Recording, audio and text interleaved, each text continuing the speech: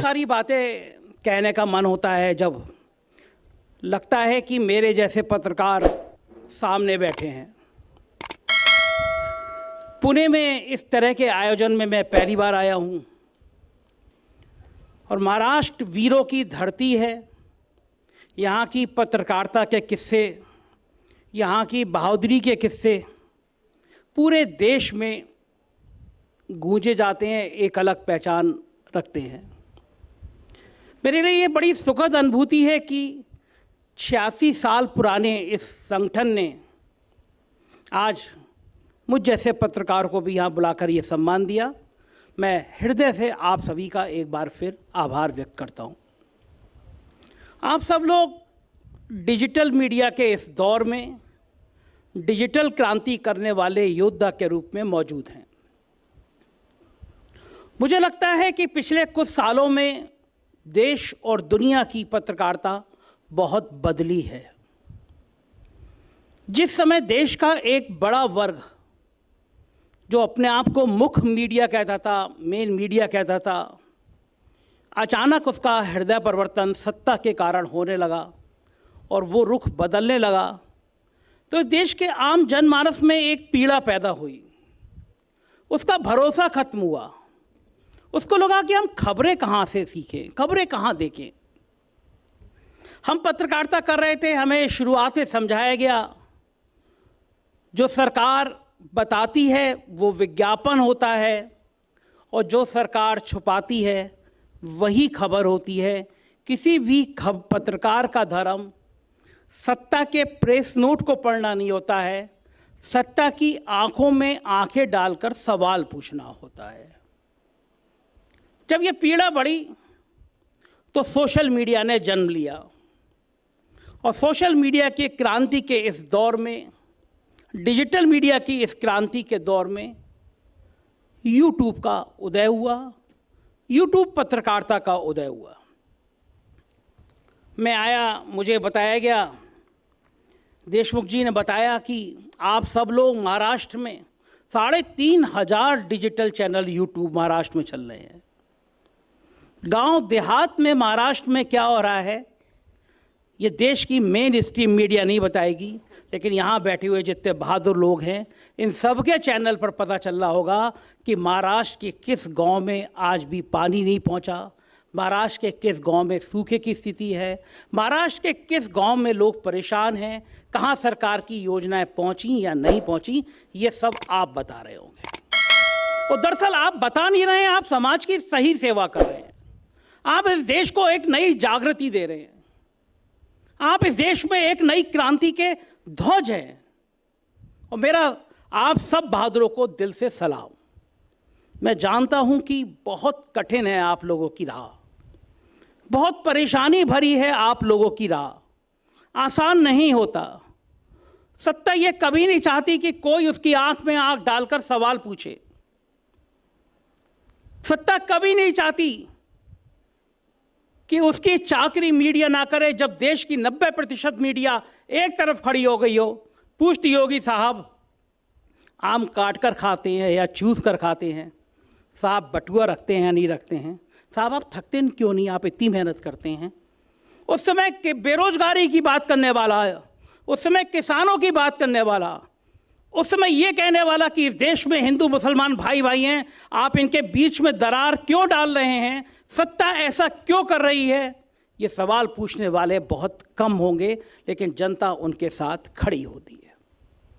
और एक पत्रकार की यही ड्यूटी होती है, एक पत्रकार का यही कर्तव्य होता है कि वो ऐसे सवालों को सामने लाए, दिखाए कि इस देश का जो सामाजिक सांप्रदायिक माहौल है वो चंद नेता कैसे खराब करने पर तुले हैं। एक के बाद एक सिलसिले, एक के बाद एक घटनाएं सामने आएंगी और अब जब सिलसिलेवार विश्लेषण करेंगे तो पाएंगे जब देश में चुनाव का माहौल होता है अचानक हमारी सीमाओं पर कुछ कुछ होने लगता है। एक शेर है, शायद राहत इंदौरी का है, सीमाओं पर बहुत तनाव है क्या, देखो क्या चुनाव है क्या। तो उस समय आपको बताना है कि आखिर ये तनाव, ये हिंदू मुसलमान के फसाद चुनाव में क्यों खड़े होते हैं। जिन राज्यों में चुनाव होता है वहां का हिंदू हो या वहां का मुसलमान अचानक खतरे में क्यों आ जाता है।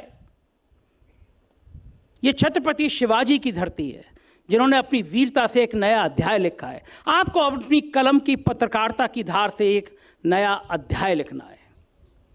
राजेंद्र भाई मेरे मित्र हैं, उन्होंने मुझसे कहा कि मैं आप सब लोगों को थोड़ी सी अपनी यात्रा के बारे में भी बताऊं, क्योंकि मैं आज आप सबके जैसा मैं भी हूं और इस देश और दुनिया ने मुझे जो प्यार दिया है उसकी बदौलत मैं यहाँ तक आ पाया हूँ। मैं बेसिकली लखनऊ में था।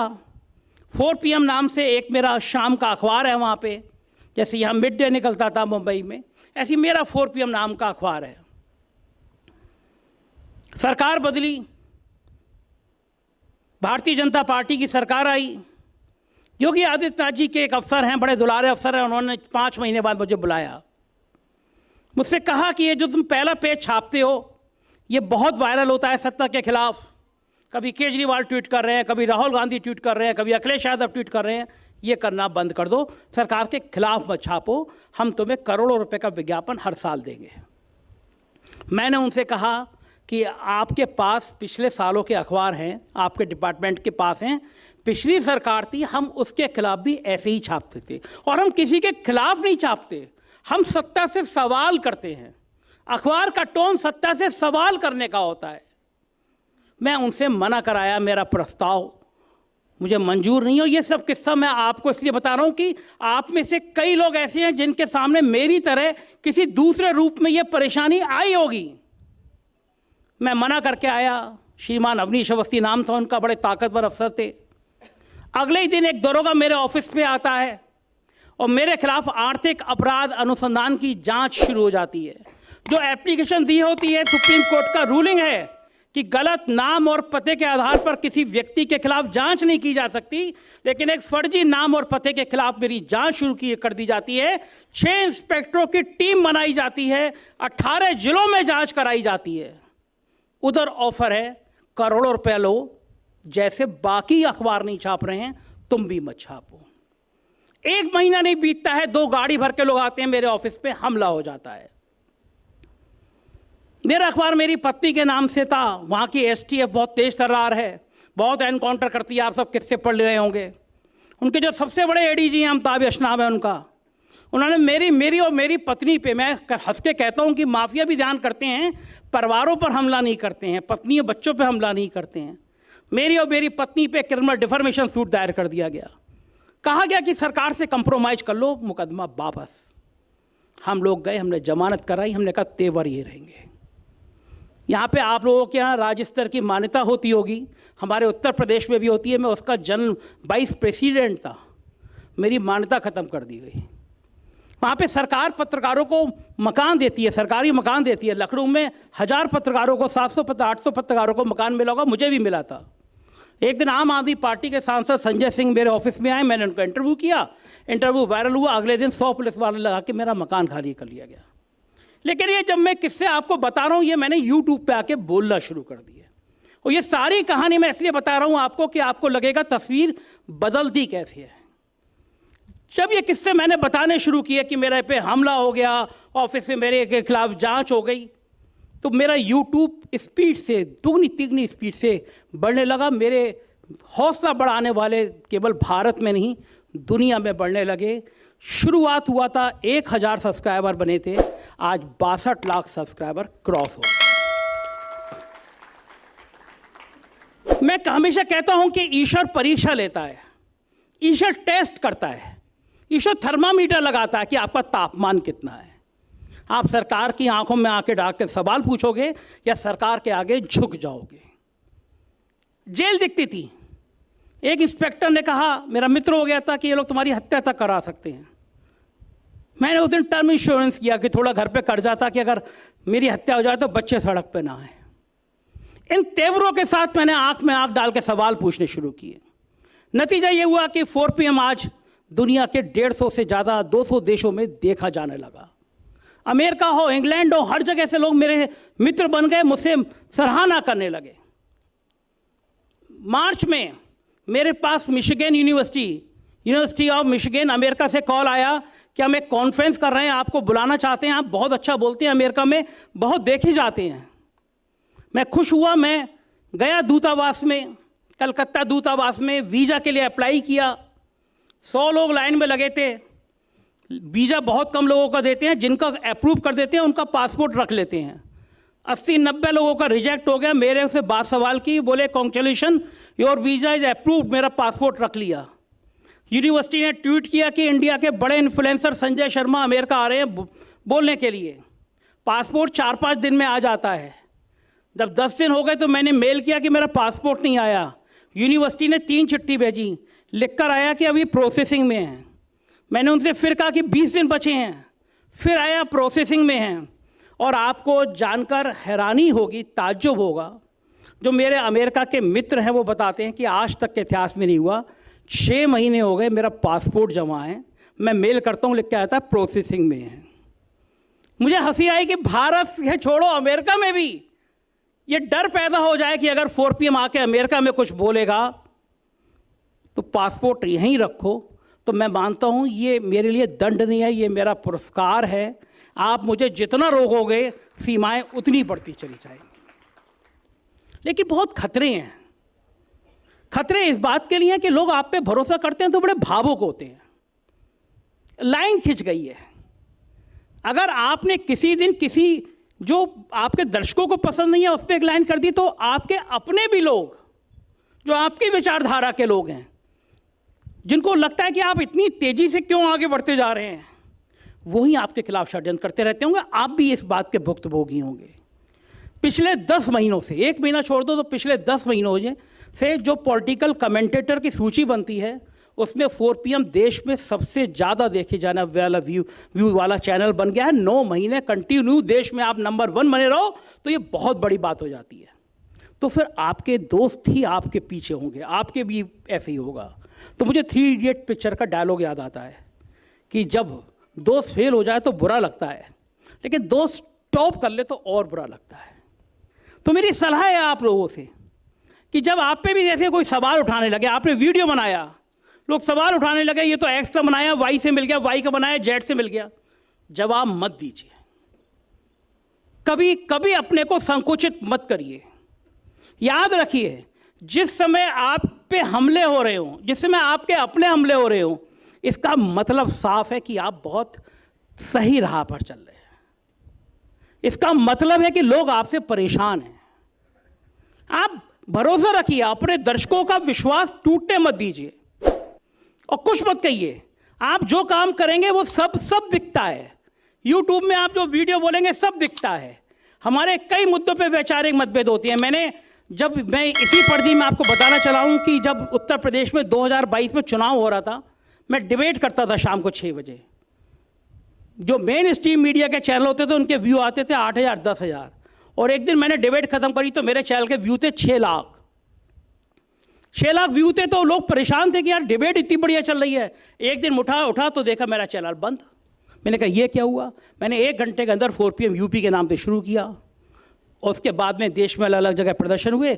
मेरे बहुत अच्छे एडवोकेट हैं हैदर जी, उन्होंने यूट्यूब को बहुत लंबा चौड़ा लीगल नोटिस दिया। तीसरे दिन डर के मारे यूट्यूब ने सॉरी बोला कि आपका चैनल कंप्रोमाइज़ हो गया था, खुल गया, लेकिन मेरा दूसरा चैनल तैयार था। अब मैंने कहा मैं इसका क्या करूं, लेकिन 4 PM यूपी के नाम से मैंने यूपी की खबरों के लिए बना दिया।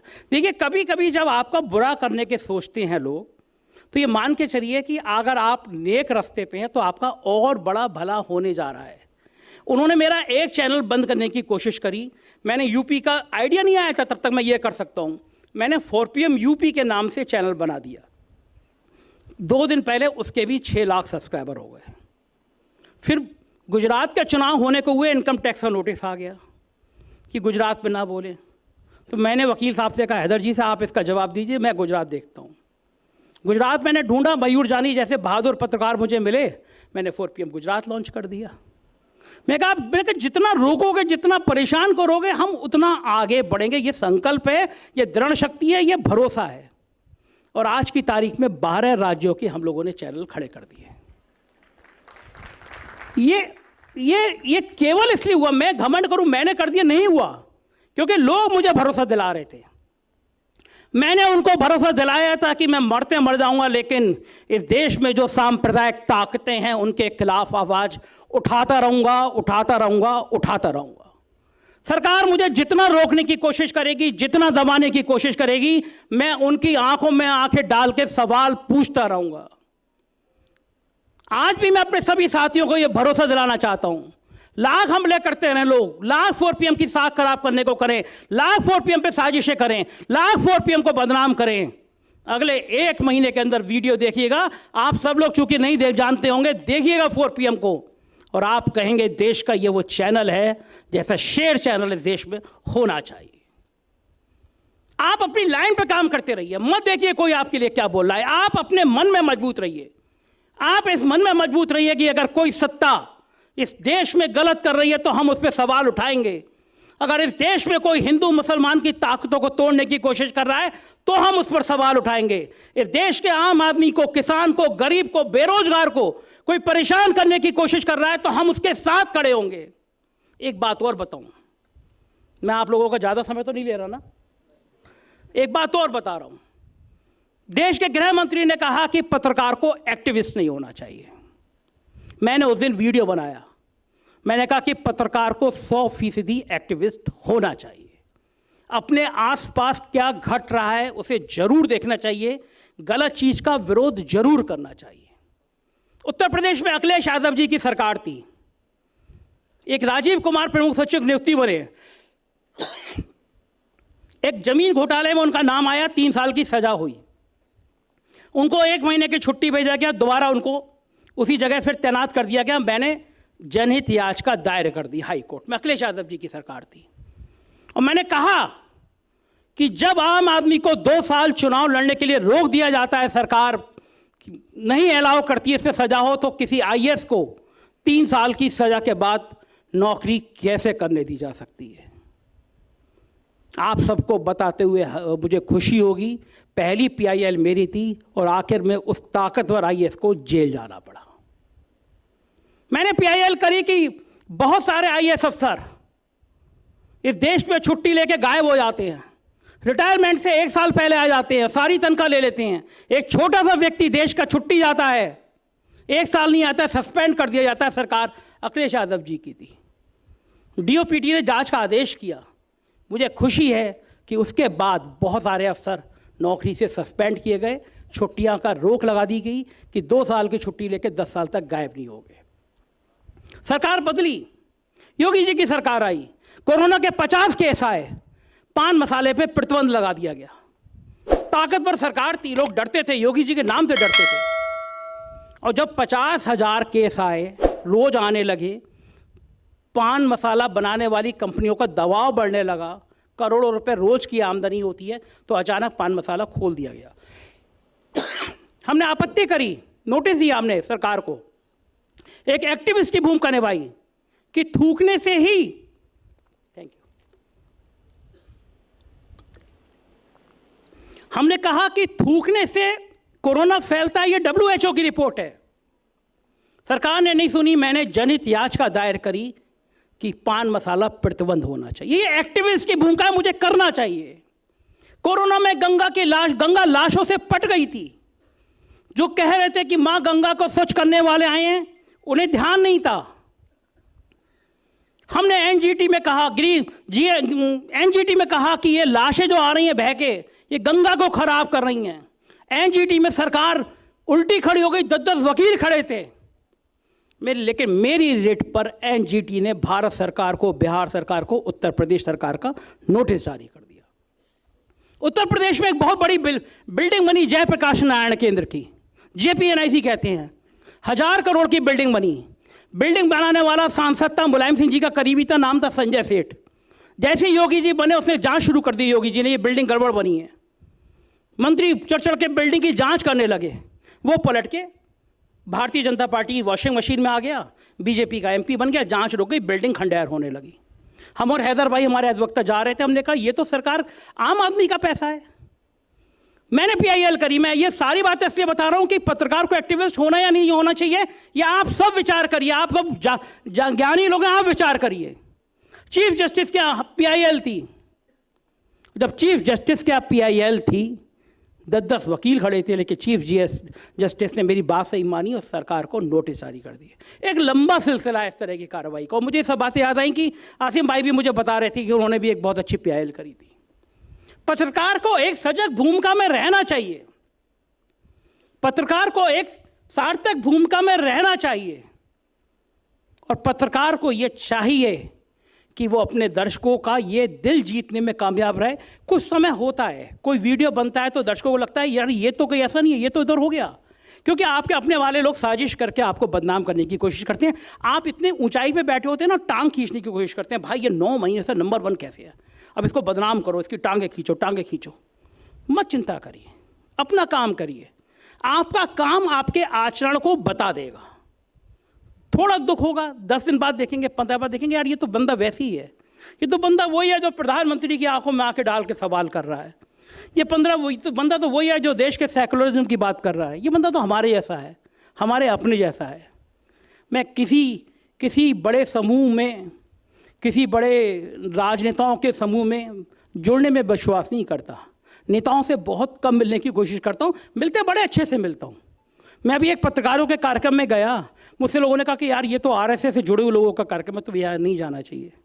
मैंने कहा मुझे मोहन भागवत जी अगर संघ मुख्यालय जाएंगे तो मैं वहाँ भी जाऊँगा, वहाँ भी खाना खाऊंगा, लेकिन बात कहूँगा कि आप काम गलत कर रहे हो, आपको काम नहीं करना चाहिए। जाऊँगा हर जगह, बात अपनी करूँगा, बात अपने मन की करूँगा, बात देश की करूँगा, ये भावना रखिए। और मैं फिर कह रहा हूँ कि आप इस देश की आत्मा हैं, आप इस महाराष्ट्र की आत्मा हैं। आप जो काम कर रहे हैं वो इस महाराष्ट्र की मेन स्ट्रीम मीडिया नहीं कर पाएगी। आपकी कलम, आपके कैमरा, आपकी जवान ये बताएगी कि महाराष्ट्र का भविष्य क्या होने वाला है। और मुझे यकीन है 86 साल पुराना ये संगठन, आज इतनी बड़ी संख्या में आप लोग इस जगह आए हैं, जुड़े हैं, इतनी अच्छे पत्रकार आपके साथ हैं, और मैं बड़ा अभिभूत हूँ कि इतनी बड़ी बड़ी हस्तियाँ आपके साथ हैं। तो मुझे लगता है कि आने वाला समय आपका होगा। लोग कहेंगे कि ये डिजिटल मीडिया, ये यूट्यूबर, जिनको आप अभी छोटे यूट्यूबर कह रहे हो, असल में यही बड़े यूट्यूबर हैं, क्योंकि ये आम जन की बात, ये आपकी बात कहते हैं, मन से कहते हैं, दिल से कहते हैं। इनकी मन की बात जन जन तक जरूर पहुंचेगी। शुक्रिया, थैंक यू।